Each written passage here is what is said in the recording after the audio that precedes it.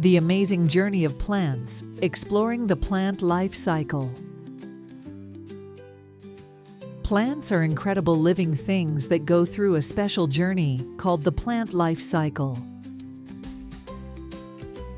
Let's take a closer look at this fascinating process. It all starts with a tiny seed. Seeds come in different shapes and sizes, but they all have one thing in common. They're like tiny packages that contain everything a plant needs to grow.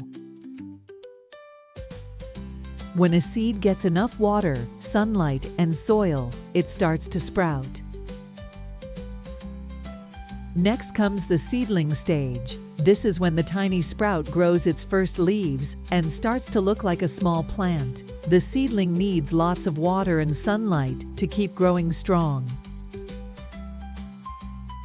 As the plant grows, it enters the next stage called maturity. This is when it becomes a fully grown plant and starts to produce flowers. Flowers are like nature's way of making new seeds. They attract bees and other insects that help pollinate the flowers, which means transferring pollen from one flower to another. Once the flowers are pollinated, they start to produce seeds. These seeds will eventually fall to the ground and start the cycle all over again. But the plant life cycle doesn't stop there. Some plants, like annuals, complete their life cycle in just 1 year. Others, like perennials, can live for many years and go through the cycle again and again.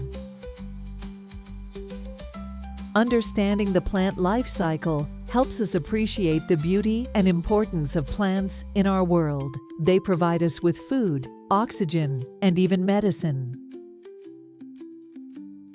So the next time you see a plant growing, remember the amazing journey it's been through. From a tiny seed to a beautiful flower or a delicious fruit, it's all part of the incredible plant life cycle.